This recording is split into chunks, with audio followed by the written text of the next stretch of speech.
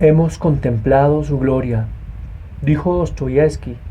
Hay en el mundo un solo personaje de absoluta belleza, Cristo, ese personaje infinitamente hermoso, una maravilla infinita. Lo más importante de las enseñanzas de Jesús no es ciertamente que las impartiera, sino que parecía haberlas vivido. De acuerdo con los datos que tenemos, su vida entera fue de humildad, de entrega y de amor hacia los demás.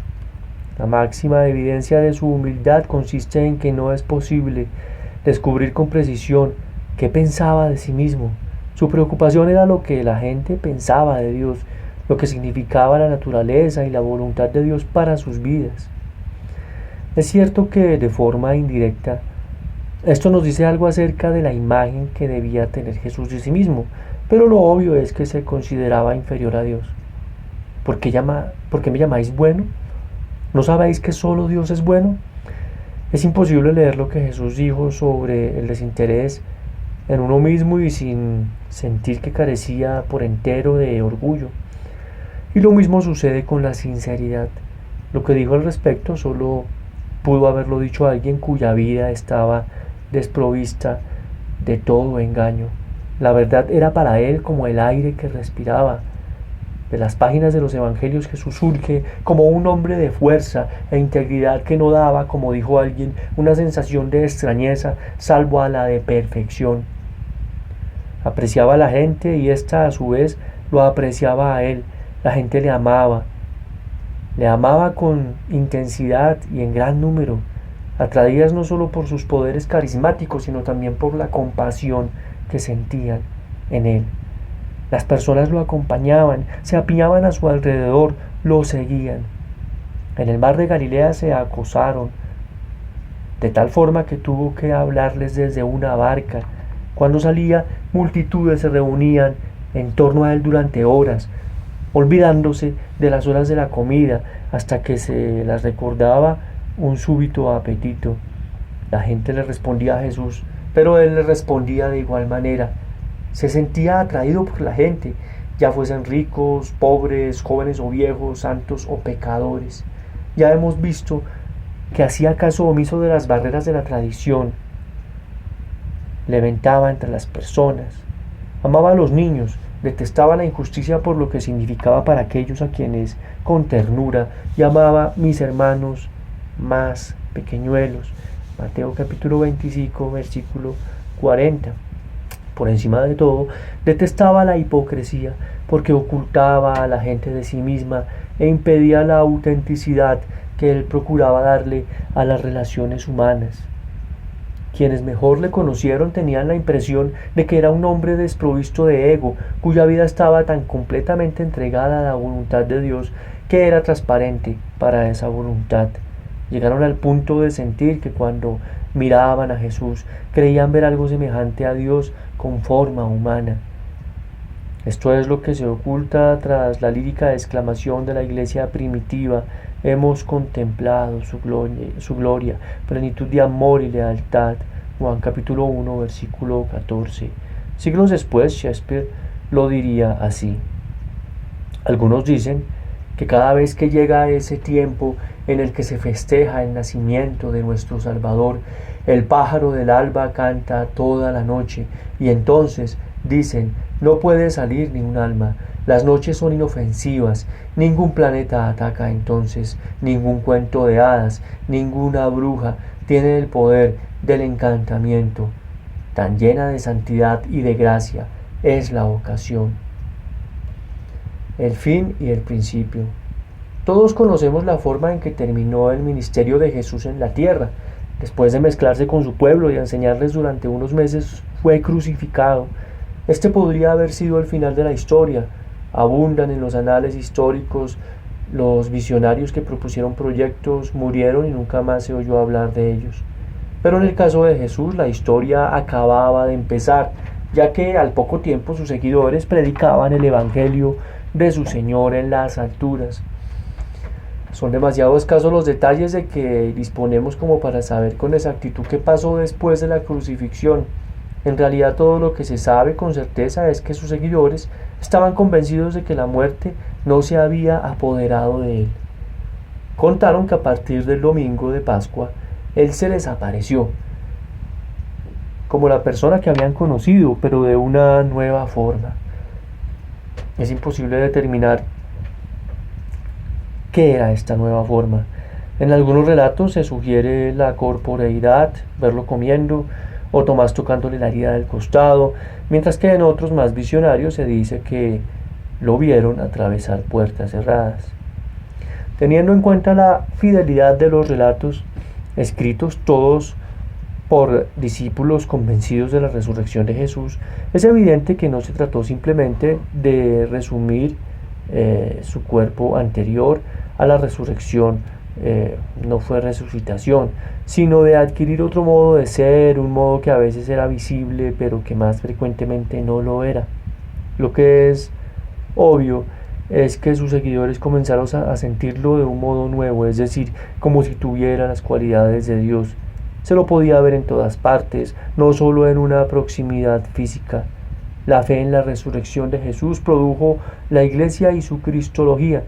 Para comprender la fuerza de la creencia debemos ver que no solo afectó el destino de un hombre valioso, sino que ulteriormente se extendió al estado de la bondad en el universo, sosteniendo que era todopoderosa. Si la cruz del Calvario hubiese sido el fin, la bondad que Jesús encarnaba hubiera sido hermosa, pero ¿cuán importante? Una frágil flor arrastrada por una corriente torrencial, destinada a desaparecer pronto, porque ¿qué valor tiene la bondad si no penetra en la realidad, si no tiene ningún poder? La resurrección revirtió la posición cósmica en la que la cruz había puesto la bondad de Jesús en el lugar de ser frágil. La compasión que encontraron sus discípulos en él fue poderosa, salió victoriosa en todo, hasta en lo que parecía el fin de todo, la muerte misma. Muerte, ¿dónde está tu victoria? ¿Dónde está, muerte, tu aguijón? La forma en que este mensaje llegó al mundo mediterráneo y con el tiempo se apoderó de él, estuvo en esta historia y será nuestra próxima meta. La buena nueva. La convicción de que Jesús seguía con vida transformó a un puñado de desconsolados seguidores de un líder asesinado y desacreditado en uno de los grupos más dinámicos de la historia de la humanidad. Leemos que sobre ellos cayeron lenguas de fuego, era el fuego destinado a hacer arder el mundo mediterráneo. Ninguno de ellos había tenido la facilidad de palabra, pero todos resumaban elocuencia. Sus voces resonaron por todo el mundo grecorromano, predicando lo que ha llegado a llamarse el Evangelio, pero que traducido literalmente sería buena nueva. Partiendo de una pequeña habitación en Jerusalén, difundieron su mensaje con tal fervor que en la misma generación de Jesús arraigó en todas las ciudades principales del mundo. ¿Y cuál fue la buena nueva que partió como una rama seca la historia occidental en una era antes de Cristo y una era después de Cristo y dejó su importante a través de la iglesia cristiana? ¿Fueron las enseñanzas éticas de Jesús, la regla de oro, el sermón de la montaña? En absoluto. Ya hemos señalado que cada una de las enseñanzas de Jesús era ya parte de la literatura de la época. Pablo, cuyas cartas resumen las inquietudes de la iglesia primitiva, conocía lo que había enseñado Jesús, sin embargo casi nunca lo citó. Es obvio entonces lo que transformó a Pablo no fueron los preceptos éticos de Jesús ni la forma en que los había incorporado a su vida, sino que era otra cosa. Y esta otra cosa, que era muy diferente, puede observarse y abordarse a través de un símbolo. Si hubiésemos vivido en la región oriental del Mediterráneo en los primeros siglos de la era cristiana, quizás hubiésemos observado aquí y allá, sobre muros y casas, o simplemente sobre el suelo, el grabado tosco del contorno de un pez.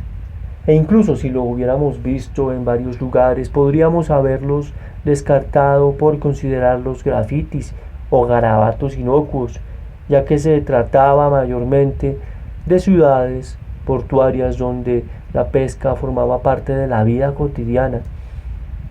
Pero si hubiéramos sido cristianos, hubiéramos interpretado estos dibujos como el distintivo de la buena nueva.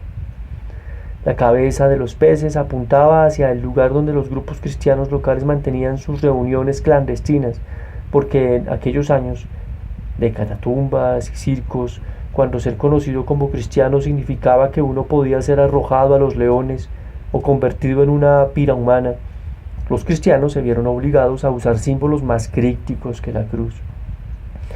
El pez era uno de sus favoritos porque las letras griegas de la palabra pez también son las primeras letras de las palabras griegas Jesucristo, Hijo de Dios, Salvador. Esta era la buena nueva resumida en el tosco perfil de un pez ordinario. Pero ¿qué significa en sí la frase Jesucristo, Hijo de Dios, Salvador? Quienes se han criado oyéndola tal vez sepan la respuesta. No obstante, nuestra tarea es ir hasta el fondo de la inmensa historia de la frase e intentar encontrar lo que significaba para los seres humanos que la pronunciaron por primera vez, dado que toda la subsiguiente historia del cristianismo surgió del entendimiento de su significado. La tentación de tomar el camino de las ideas, las definiciones y la teología es grande, pero será mejor empezar por otro lado. Las ideas son importantes en la vida, pero rara vez aportan un punto de partida. Nacen de los hechos y experiencias y arrancadas de su suelo, pierden vida, al igual que los árboles caídos. Nos veremos muy incapacitados para entender la teología cristiana si no logramos ver con claridad la experiencia que trató de explicar. Los primeros que oyeron a los discípulos de Jesús proclamar la buena nueva quedaron tan impresionados por lo que vieron como por lo que oyeron. Vieron vidas que habían sido transformadas, hombres y mujeres que eran corrientes desde todos los puntos de vista, con excepción de que parecían haber encontrado el secreto de la vida. Estos manifestaban una tranquilidad, una sencillez y una alegría como jamás habían visto sus oyentes. Eran gente que parecían tener éxito en aquella empresa en la que todos querrían triunfar, la de la vida misma. Dos cualidades parecían ser, en concreto, las que más abundaban en sus vidas. La primera era la consideración mutua. Una de las primeras observaciones sobre el cristianismo que hizo una persona ajena a este fue: ved cómo estos cristianos se aman los unos a los otros. Inherente a esta consideración mutua era la ausencia total de barreras sociales. Era un alumnado de iguales, como lo describió una experta en el Nuevo Testamento.